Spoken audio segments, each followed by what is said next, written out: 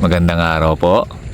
Sa bidyong ito ay matutunghayan ninyo kung ilang araw nung tayo ay nag-abono at ilang araw din nung ating patubigan itong mais nating ito. Dito po sa atin ay walang ulan. Bagamat makulimlim pero hindi natin alam kung kailan yan uulan. At itong mga panahon na to, December, malapit na pong katapusan. Sigurado blessing na lang kapag talagang tayo ay binuhusan ng ulan.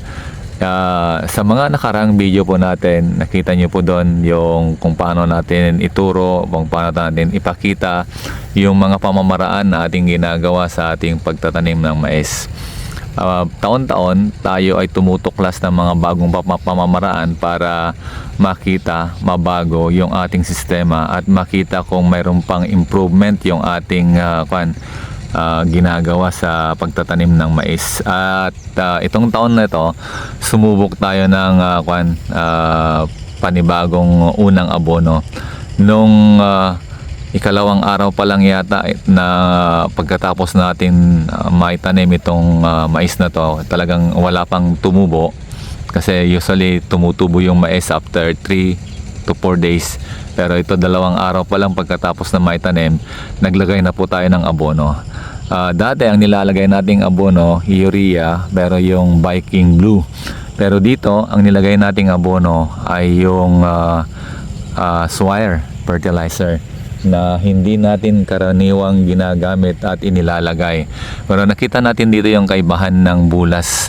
Medyo mabagal po lumaki yung ating mais dahil hindi yung dati nating nilalagay. Ang abono kasi, bagamat parehas yung mga nakalagay sa ang mga analysis nila, 4600, pero may mga abono talaga na kompleto yung content nun. Kunwari, yung mga iba kasi na mura, 4600, pero yung bisa nun, hindi kagaya ng mga original na abono na talagang matataas or eksakto talaga sa 4600 yung kanilang content.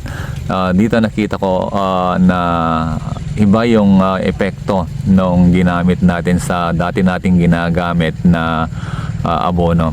Makita natin na hindi masyadong maberde at hindi rin mabilis yung kanyang paglaki. So titignan nyo, may mga dahon po siya na talagang dry dahil bagamat lumalabas pa lang yung mga bagong dahon, pero makita natin na iba yung epekto ng paglalagay ng soil fertilizer sa Viking Blue. Hindi pa tayo naglagay ng complete kasi hindi pa niya kailangan yung complete fertilizer. Maglalagay tayo ng complete fertilizer sa pangalawang pag-abono natin at ang ilalagay natin ay yung dati nating nilalagay, yung winner. Bakit yung winner? Yung winner kasi ay mas maganda yung kanyang epekto. Ang kanyang epekto ay ginagawa niyang maganda at malusog yung mga butil niyan, mabibigat at kumpleto po, hindi bungi-bungi kapag yung winner ang nilagay natin. So eto yung kagandahan ng nag-aabono kaagad at nagpapatubig. Hindi po tayo nahuli, hindi po tayo bagamat medyo nantala yung ating pagtatanim, pero hindi ito pahuhuli dahil mayroon ng abono at napatubigan na po siya. No? So makita niya na mayroon na ring mga damo. So siguro 2 o 3 araw pa mag-spray tayo dito ng pandamo.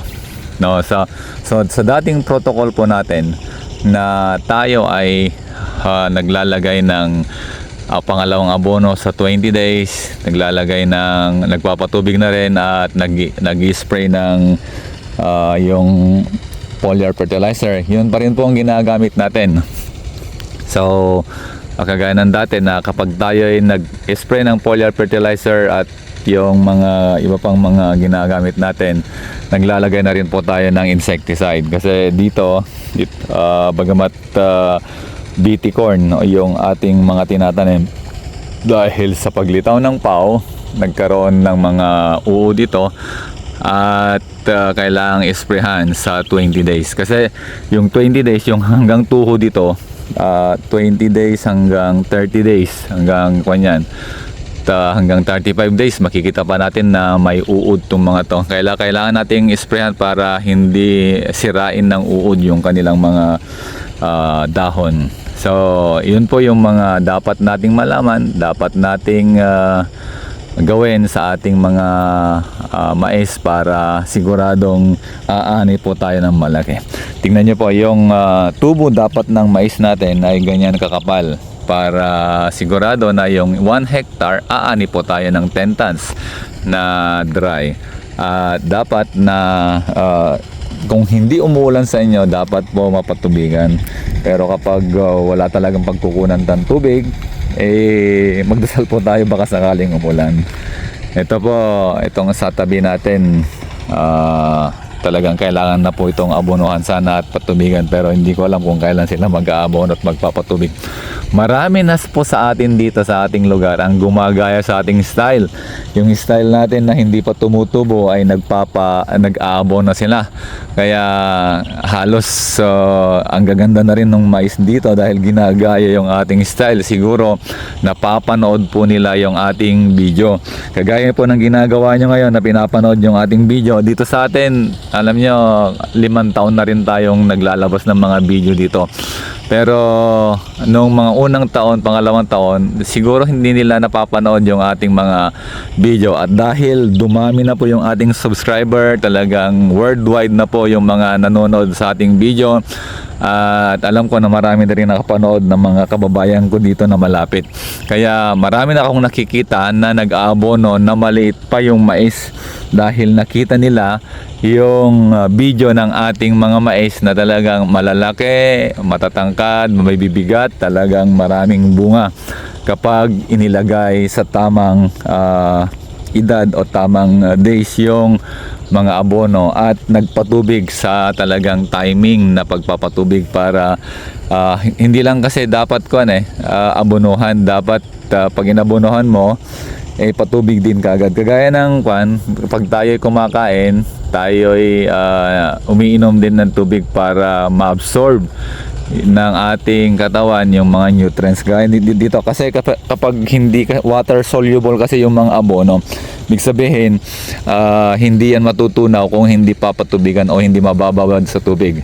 Especially now, maraming mga abono ngayon na yung sabi nga nila hindi natutunaw, kaya kailangan laging basa yung lupa, may moisture para ma-absorb ng lupa yung nutrients galing sa abono at ma-absorb din ng halaman ng mais yung mga nutrients galing sa abono. So importante po yung pagpapatubig. Ang ginagawa natin sa mais, nagpapatubig tayo hanggang 6 times daang na ginagawa natin para makuha ng mais yung nutrients na inilagay natin, lalo na kung ang gagamitin yung abono yung mga matitigas at mahirap malusaw.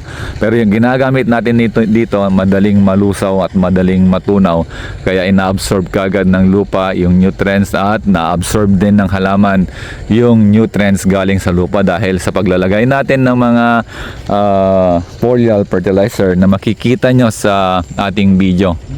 Naka-insert na po dyan yung mga ginagamit nating foliar fertilizer. Kaya kung gusto nyo gamitin, i-click nyo po yung mga recommended foliar dyan at pagbibili kayo, dedirekta po yan sa atin kasi yung store na yan ay connected po sa atin. So, yan po yung mga dapat nyong malaman ngayong mga panahon na to. Kung kayo ay nagtatanim ng mais o balak ninyong magtanim ng mais, sundan nyo po yung ating mga procedure, sundan nyo po yung ating mga ginagawa, sundan nyo po yung ating mga recommendation at para makuha nyo po yung tama at ma-achieve nyo po yung gusto nyong yield, gusto nyong harvest sa inyong mais.